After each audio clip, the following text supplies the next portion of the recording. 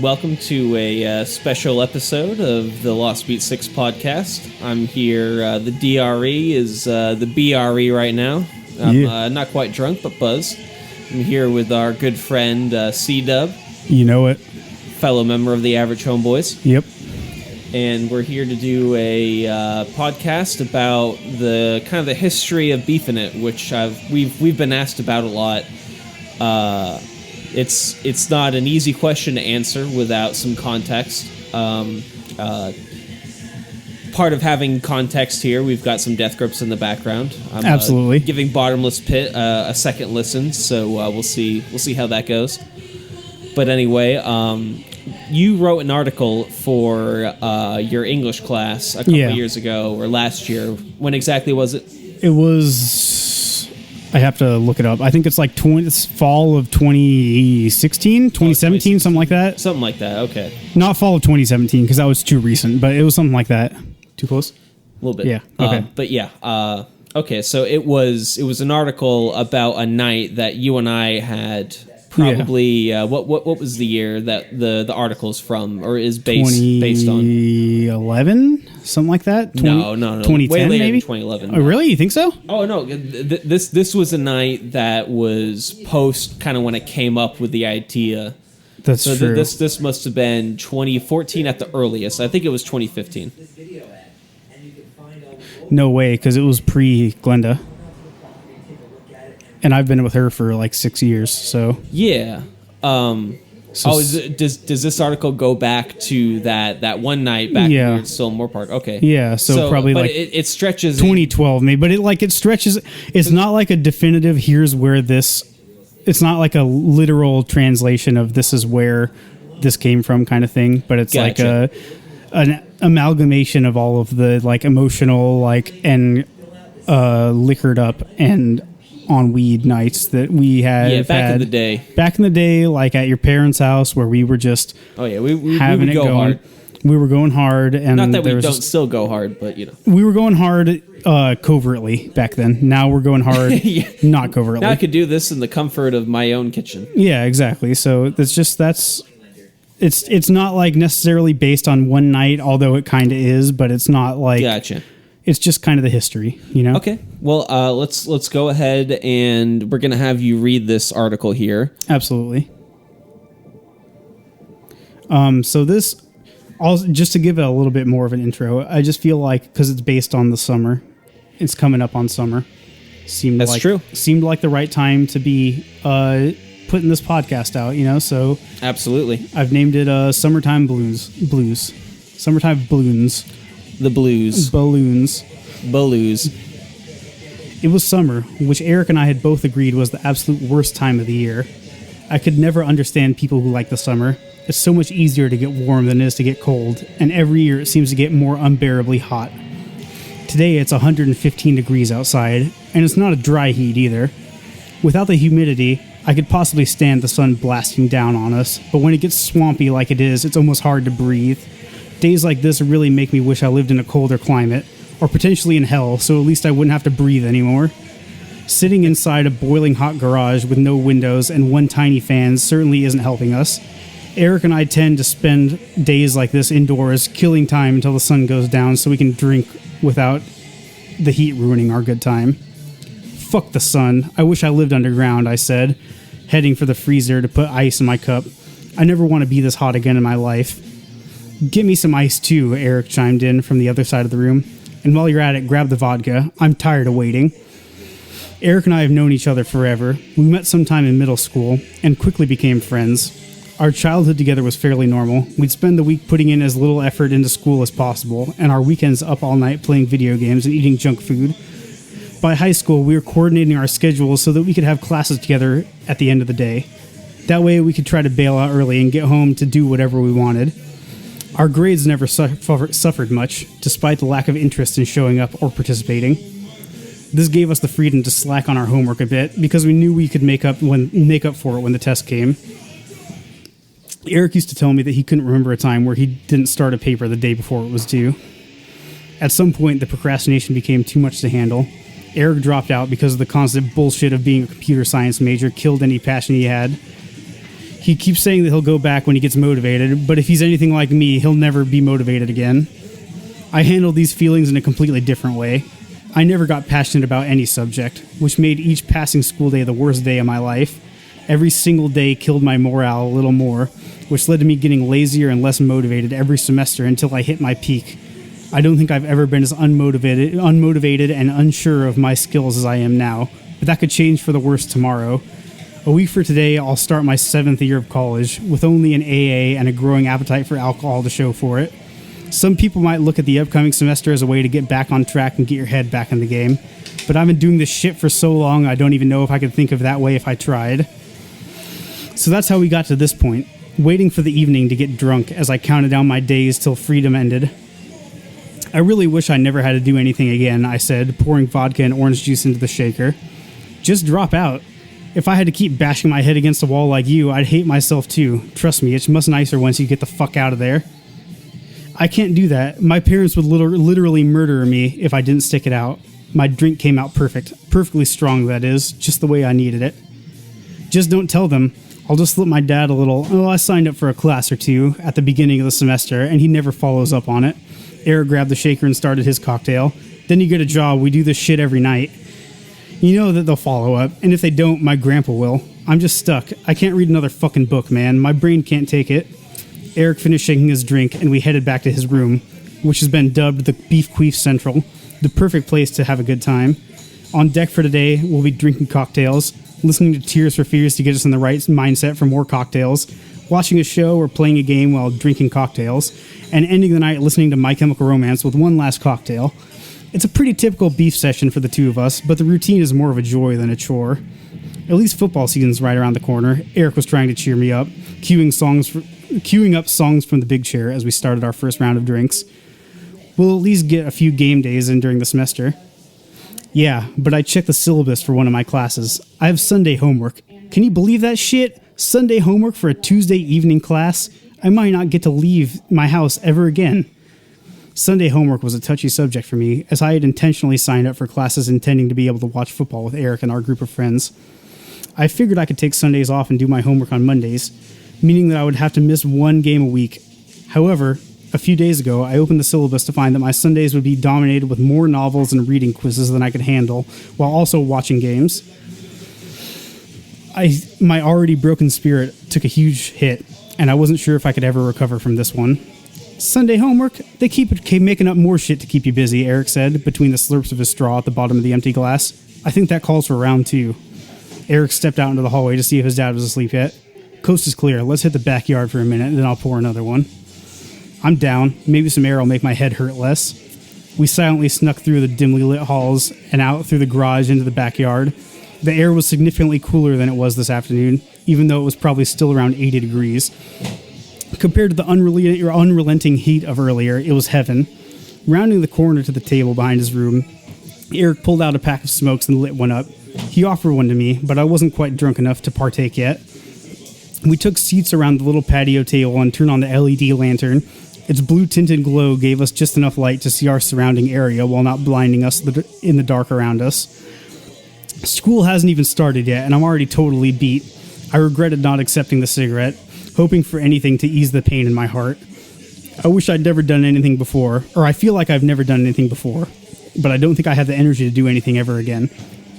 We're one of a kind, man, Eric continued to drag on his cigarette, the smell of the smoke making my cravings worse by the second. Once you've decided to get out of there, we'll have to enact the visual novel plan. Eric and I had devised a plan for ourselves years ago for when we inevitably hit rock bottom. Thinking back, we may have set a date to do it, but that was many years and even more drinks ago. The plan, known as the visual novel route, was to take place once we were so broken down we couldn't contribute to society anymore. Once we had all that we could take, we would both drop out of everything and start working on these erotic visual novels, which we had both developed a taste for. Neither of us has ever worked on a project like this before, but the passion was there, and we didn't have anything better to do. I'm saving that for when I have nothing left to give. I wasn't sure if that was yet or not, but it certainly wasn't far off. Once I've flunked out or gotten expelled or something, then we'll get into it. I need you for this, though. You know I have the music chops. I've been working on my drawing skills, and I've picked up enough coding to program the game. I just can't write this shit. I've never been a writer, and I know you can do it. I wish we could do it now, but at least I would be enjoying myself. Life is too short to keep doing these things to please other people. Eric snuffed out the butt of his smoke on the ground and threw it in the trash. You have to think of yourself too. Let's get another drink and get back on it. The nighttime weather was finally acceptable. In a way, I wished I could just stay outside all night, but the mosquitoes were starting to come in and I needed more vodka to cure the pain. Back in the garage, we filled our cups with more ice. Looking at the clock, it was already 10:30 or so. For the sake of time, we made our second round extra strong and headed back into the Beef Queef Central. Songs from the Big Share had just gone over. Eric could tell I needed the emotional support of the mid-2000s emo scene. Songs like I'm Not Okay, I Promise by My Chemical Romance set the tone in the background. 2 more rounds of drinks continued, and by midnight we were in the zone. Do you remember the day I came over here so depressed that I didn't think I could move again, and we sat in the backyard smoking swishers and chatting for hours? A few years ago, I had been dumped in a particularly brutal fashion, which led me on a heavy spiral of depression. I hadn't left my house in weeks, and I wasn't particularly keen on continuing to live. I never told anyone because I didn't want people to feel sorry for me and treat me differently, but I knew Eric wouldn't. Of course, Eric responded. What about it? I don't think I've felt that way again until today. I just feel like the world is stacked against me. I don't know how much more of the shit I can take. The alcohol had taken hold, and now my words were coming out faster than I could think of them. Nothing I could possibly do this semester could be beneficial to my health, but I'm already locked into it. I don't even know if I can make it all the way through. The best I can hope for is I have some sort of brain aneurysm in the middle of the semester just so my parents don't find out how bad of a failure I am. At least then they couldn't possibly be disappointed in me for being such a piece of shit. I tried reading a book for leisure over the summer. I couldn't even get 100 pages into it. How am I going to get through all these fucking literature classes? I wish I had never gone back to... I wish I never had to go back ever again. I wish I could just make the visual novels now, but it's too late. I'm too burnt out. You see, this is why I got out when I did. One more semester of that same old shit and I would have been just like you. Eric was always more composed drunk than I was. His words were much more measured than my emotional rant. People like us just aren't made for the world. There's no place for a person with no past and no future. Our passion is dead, our lives are meaningless, and we've been so average for so long we've been forgotten about. All we got is till we beef it till we die. I would if I could, man. I would if I could. I took another sip from my drink and my brain got a little fuzzier. This is all I have left. And once school starts again, I won't even have this anymore. You'll make it. The worst thing that could happen is flunking out. And if that happens, you'll just come back here and we'll get to work. Homeboys for life? Homeboys hope homeboys. We'll always be around. In that last moment, whether the words or the alcohol, my fears have been so much placated. Next thing I knew, I was waking up with my shoes on and a Gatorade sitting on the table next to me. Eric was still asleep on the bed, and I was hoping that my sad sacking and near-suicidal ranting didn't ruin the night too much. I mean, it wouldn't be the first time, and it certainly won't be the last, but I can't keep taking out my frustrations on him, especially if we won't get to see each other for the next few months. The end. All right, and we're back. So that was the article you wrote. Now that I'm hearing it, that must have been from that must have been summer 2015 when the event was. Now that I'm thinking about the timing of things. Because I remembered the flashback moment. I didn't remember the original moment. Gotcha. So like I absolutely agree. Summer 2015 was when it was coming from. So yeah, that was about a year after kind of this whole business. By business, I mean Beefin it started to come into a term we used that kind of meant something. Yeah. It's kind of about something. And that was the summer 2014. Yeah. I finally got my driver's license at the ripe old age of 22 and quit my job at the Vaughn's Deli. Remember that too? And decided, because I've been accepted like you into Channel Islands for the fall 2014 semester. Yeah. So I made the conscious decision, I had a good amount saved up. I'm going to quit this fucking bullshit Vaughn's job and I'm going to enjoy my summer before, Channel Islands starts up. Yeah, absolutely. So for the first time since, I guess, Mr. Lonely happened in summer 2011, I was I was not going to school and not going to work. Classic neat life. Yeah, so I had experienced it properly at at a good age of 22, not 19 or 12 or whatever. Yeah. So that was the first summer where we were starting to get into VNs and I can literally just wake up and I'm like, what do I have to do today? Nothing. Nothing. All right, with my money saved up, let's go to Vaughn's. I'm going to get some vodka and some blood orange soda, and I'm going to follow seasonal anime, and we get day drunk and, play some VNs and shit. I'll drive over to your house at like 2 p.m. when everyone's like settled up. Or if I slept over, then at 2 p.m.-ish, we'll like and then we wake up, drive to KFC and like get our fucking fill-ups or whatever the fuck they are in that era. They might have been something else. And then we'll get our chicken and our fucking liquor, and we'll sit in a room and we'll play 2 individual fucking VNs. I think at least originally, I guess the first one you got was Katawa Shoujo. Yeah. That kind of led to everything. Yeah, but, definitely. I kind of watched you play the Emmy route, and then I got on the Emmy route, so and I was like, nah, thank you, I'm not yeah. gonna do it. But So then I kind of took a break, but then with Grisaya. We were both on Grisaya at the same time, for sure. Grisaya no Kajitsu, which is the Eden of Grisaya. Or no, the Fruit of Grisaya. The Fruit of Grisaya. Eden's the second one. Eden's part, I think it's part 3. Part 3, yeah. Yeah, Labyrinth is part 2. The second, yeah. The Fruit of the Grisaya is, a classic VN, and came out in 2011 in Japan, was fan translated in 2013, and we downloaded it in 2014. Yeah. And that was... It's basically everything you'd ever want from a VN. Honestly, ridiculous plot. If you like to read... main character. If you like to read, and you like to feel... And you like to ejaculate. Yeah, if you like to feel and ejaculate and read, if those are your 3 hobbies, take up Grisaya. Yeah.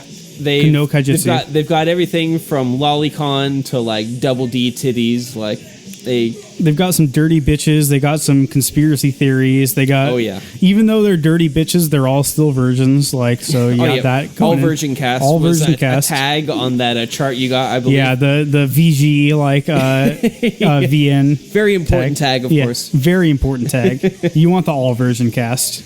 So yeah, that summer was also when I think we were starting to get back into playing more music, at least the stuff that would later become the Psychedelic Space Beef Band. Yeah. Because I had more free time. Yeah. So me and Jake, like post Margalo and post Margalo, pre Psychedelic Space Beef Band, but. We had Jake's cousin on drums, and we would just go in the backyard. We'd fucking blaze it and have some cigs, and then come back in and play some really good shit. And a lot, a good chunk of that ended up coming out on the most recent album, Meet the Beefers. And during that time, there was hold on one second.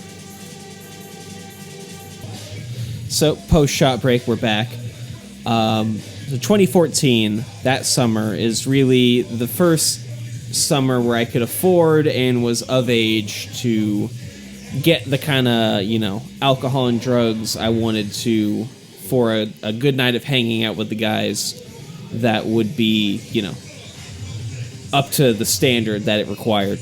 Absolutely. So, when we ever talk about Beefin and all this stuff, maybe I've explained it before, but the kind of term was coined after a certain style of hanging out that we would do that involved, maybe 8 to 15 shots, bowls of weed, some cigs, and was a way for us to talk about ideas and things that we wouldn't maybe normally, and we would have good conversations that were not being held back by any pretenses of like a party, because normally a party is the only time you'd kind of do those activities. And so I guess maybe this is a kickback or whatever, but there was no feeling of, there was no tension or kind of, drama behind anything. It was literally just, hey, let's come here to do this. We want to hang out. We want to get fucked up. We want to talk about anything. And there's no... I guess there's no Yeah, no drama. There's no pretense about the ability to like just say what you got on your mind without like being judged or any of that kind of shit. You know, like we're just getting into like the nitty gritty of like this is what I'm thinking, this is what I'm feeling. Here's the ideas that I have. Just spitballing them around. There's been some wild ones over the year. You know, absolutely. Over the years, like my. Maybe I'll debut it here. My idea for Middle Australia. You know. Middle Australia is inhabited by nothing. So, every radical extremist society, you set up a border there. They can live there. You can't reproduce because, obviously that's not ethical for a child born there. But, practice whatever the fuck you want to do Essentially, there. You can have your official cannibal state. Yeah. Like, whatever the fuck you want. What you're talking is Mad Max times a million, basically, is what you're saying. No, but it's like globally, like, accepted as being, It's Mad like Max, but accepted in this one section of the world, Middle Australia. Yeah, like where there's nothing going on. So yeah, if you believe in whatever extreme idea and you find likewise people, you can go make your own nation state in there. Like, once you go there, you can't come back, probably. But you have to be euthanized because you can't bring a child up in some like weird extremist cult. Yeah. But if you want to go there, do it. And you're talking like maybe cut your balls off. You're not talking euthanize where they kill you. You're talking like make you not fertile. Sterilized. Yeah, sterilized. Yeah. No, I knew what you were saying. Yeah. But anyway, that's an idea that I debuted when we were all hanging out, and it was a good, healthy debate. That was really funny. Yeah, we got a lot of stuff going on. No one had their feelings hurt. No, like basically that was, but just discussing wild ideas without fear of being ostracized. Yeah, or like it's a very open of any kind of idea. The when people fucking mean like real public discourse, like no.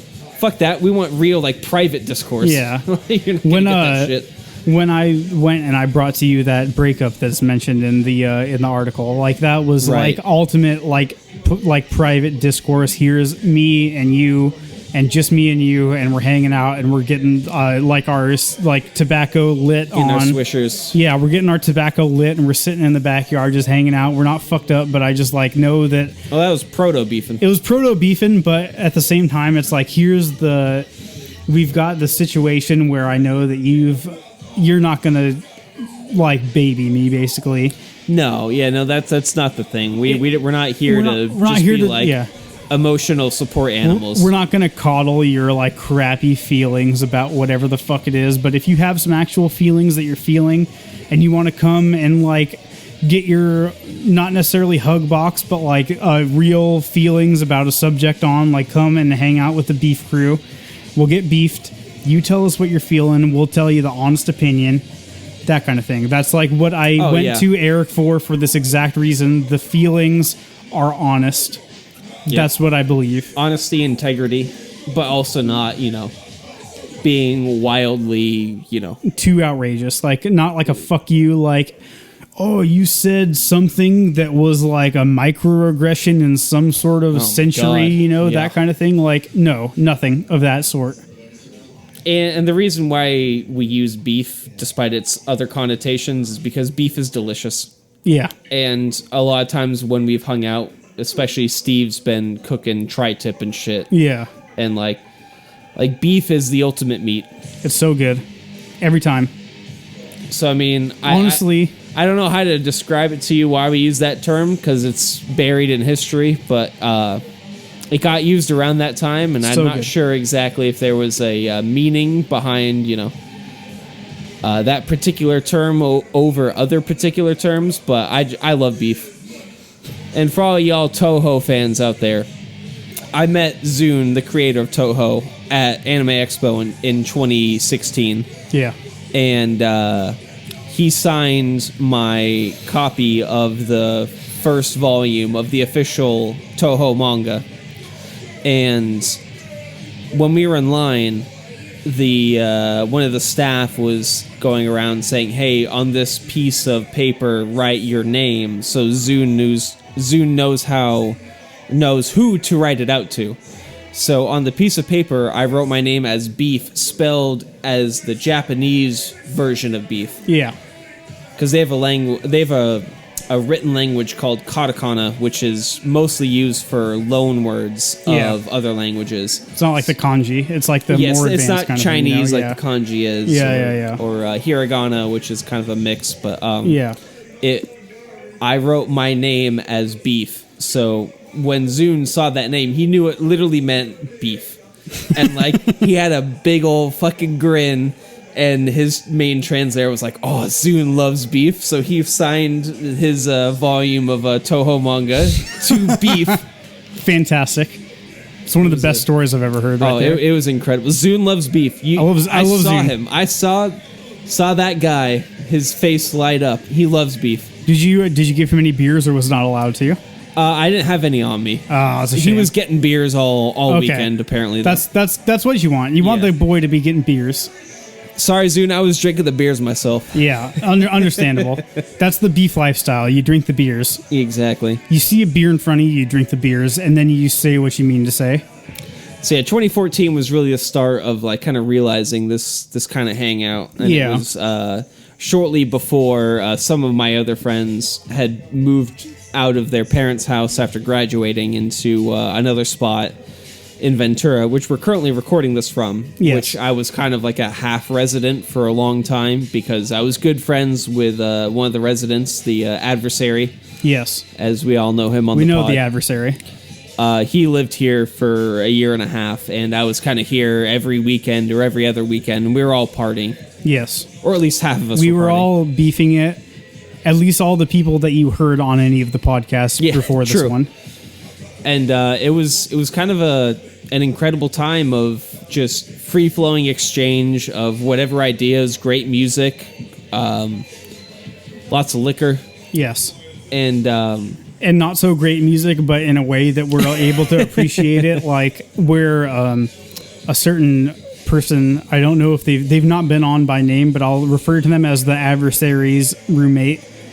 Getting some Nickelback on, like that kind of stuff, Yeah, there's been some differing of musical opinions. We get some ironic music tastes as well. Don't seem unironic, or it seems unironic. Yeah, it seems unironic, but it's maybe ironic, but maybe not. We never know. But we'll never know. I don't care as long as it's got a groove to it that I could dance to. Makes me bug out. It's got a funky dance to. Yeah, give me something to dance to. No, but since that summer, it's really been developing a kind of a culture of open-mindedness and not political correctness. Yes. It's like a weird medium that doesn't seem to exist anymore. No. Either you're like some like Twitter fuck that like is like talking about how everything's problematic, or you're some fucking like crazy lunatic alt-right motherfucker. Yes. Like, it doesn't have to be like that. Both sides bad. Yeah, center, both sides fuck you. Center also bad, but us good. Fuck you. Yeah, I'm agree with that. So basically, that's kind of where this came from. We don't have any monetary backing, so we're not afraid to say honestly, whatever the fuck we want. We're buying cheap vodka and fucking shooting lots of it. So we're drinking, and we've been doing this for years. Before Twitter became this insane mess, and before podcasts were like a major like Reddit motherfucker went to 4chan/Paul and ruined the website. Before like a podcast became like a million bajillion dollar industry, we were like we've been dinging it. We've been danking. We've been talking about real shit, and that's kind of where this idea is coming from. Like it seems hard to think that anyone would adopt this because it's too reasonable. Yeah, not being insanely offended by everything, but still being able to enjoy your life and enjoy hanging out with people, and still having to not being on your phone 24/7. Having original ideas that people don't immediately shit on for being like pieces of shit. Like, oh man, who would have thought you could have an original idea that's not part of anything? Like, oh man, who would have thought? It seems way more unlikely than it should be, but I guess that's where we're at. So I really, now that we've talked about this for a really long time and we've gotten to like the point of it, I really want to talk about the first time, because the story that I read was really about me and you. Yes. Me and you were the main characters, and that's right. I the first time I shared this with you, you had a very response to it. You had a very like hard response to it. It was bringing back, the strong feelings I had back then, which Yes. I hadn't really thought of until when you showed me that piece. Yeah. And I vividly remember that night, Yeah. and especially the part with the VN route, Yes. and it really hit me hard because now I'm at the age. You're not quite yet. You will be soon. Where A couple months from now. the VN route exit plan. I am that age. Yeah, exactly. And I'm there in a couple of months. Yeah. So we've made it. So yeah, no. Who would have thought that both of us would have lived to the age of 26? I certainly. It didn't seem like it back then. No, absolutely not. But I'm currently working on Escape the Deli still. I'm not in. I'm a part of it, but in the place where I really fucked off and like was a real like deadbeat for a couple of months. Oh, it happens. Yeah, We know that. Yeah, we all know how it goes. No, but that reading the article at the time, I was probably about 14 deep. And Yeah. I think I started pretty early, Yeah, so it wasn't that late, but yeah, it was incredible to see such a night captured in a way that I've never seen captured, because obviously no one's ever written about what we do. yeah. No, so I'm one semester away from writing my final project, where I think I have free reign kind of thing. Right. And I'm gearing up for my whole project to just be like a Beefin diaries of like from the beginning of the Moore Park College days to 28/19. There's a lot there. There's a lot there, and I think from what I've heard from other people that have done this major final project thing, is that as long as you hit 10 pages of writing, you graduate kind of thing. Okay. And I know for a fact I could get probably like 50 pages of writing out of all the stuff that we've done. Yeah. Like it will not be hard one bit. There's definitely a lot of content. Yeah, exactly. So it's like This is now 4 years in the making. Even if it seemed More, like, if you include the prologue. yeah, the prologue, exactly, which is like stuff that I have not written about yet, but I wrote about it a little bit in the stuff that I wrote. Well, but, that's more of like the Kalugan, ethics. but and like philosophy. the prologue of like the 2007 to 2010, like late high school era, like that. True. Where it's like me, you, and Jake. Less salacious, less drugs, less But, homeboys, like, but definitely still there's something Definitely there. still there. Definitely still. I think the immediate prologue era of like social and political philosophy with Kalugan in fall of 2012. Yeah. Which includes the trip to Arby's, the beef mecca. Yeah. Absolutely. As like the finale of that Yes. incredible 2012 semester. Yeah. But So basically, that's something that we would want to have for there. No, absolutely. And what I'm saying is, I already have that story that I read on air is 7 pages. Right. There's like probably like 140 pages of stories to come out of everything else besides that one night. Oh, where yeah, the I two mean, of us just- are there. The tale of the homeboys, the average homeboys movie, which is Yeah, looking more and more incredible as current events happen. Every year that continues, the average homeboys movie with all of the different DMT and all the different the styles. reptilians, The CIA, reptilians. the kung fu battle with Everything Putin. has become more and more like Homeboys selling socially crack acceptable. for the CIA and Everything- the streets of Seatown, the Everything's- Battle of Berry Street. Everything's become more and more socially acceptable since the moment that we and Alex, who rest in peace, is not in California anymore, but he's still around. Still around. But yeah, no. It's like still around, like it's all become more socially acceptable since it's become like brainstormed, But like we've got some stuff with the I homeboys. just think that what I've written here literally captures a perfect moment in the Homeboys history where we're just Oh, absolutely. going in, we're drinking, we're having our time, we're having like a emotionally distinct discussion, even though it's my discussion. There's other discussions that have been had that are not my discussion, but I'm the person who wrote it, so that's why like my discussion goes first, and like we'll get it because I'm a piece of shit. You know, I'm not going to write somebody else's piece of shit discussion before. You know. Yeah, no. I'm not going to write the fucking Middle Australia first. You know, like I'm going to write. I'm going to write the like. That feel with no GF my story first, and then I'll write Middle Australia secondary, you know, like the author gets the pick. Exactly. No, but, yeah, absolutely. No, I think that piece really captured it. The piece is going up with this podcast. Yes. So you'll be able to read it. Yes. You can hear it while listening to this, and you can hear it read terribly by a person who's drunk, or you can read it in its full literary, like fully thought out moment.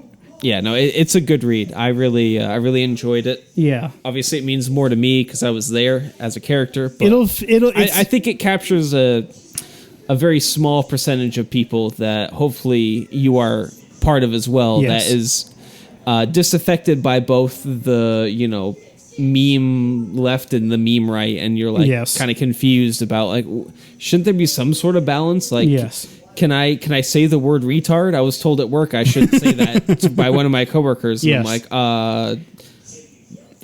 what? Can I? I didn't mean that in any offensive way. Like, it was just like a literal term of like people who have like mental disabilities, you know, like. Or physical disabilities, like whatever. I don't care. In this current time, if you want to seek something that is not just completely ridiculous, inflammatory, and meaningless, you want to read something that's like completely centrist from a person who's like the farthest left communist that you can read, then read this piece by me. It's you may claim that title, but you don't hold it. No, absolutely not. Can I give a quick shout out before we end this? Yeah, we're almost done here. I know there's a certain person named Glenda who watches these podcasts, Glendale, that watches these pods, that doesn't know a lot about sports and didn't want to watch the sports podcast. This one, it's all for you. Hey. Shout out Glendale. Love you. Love Glenda. Love Glenda. The end. All right. Thank you. Peace out.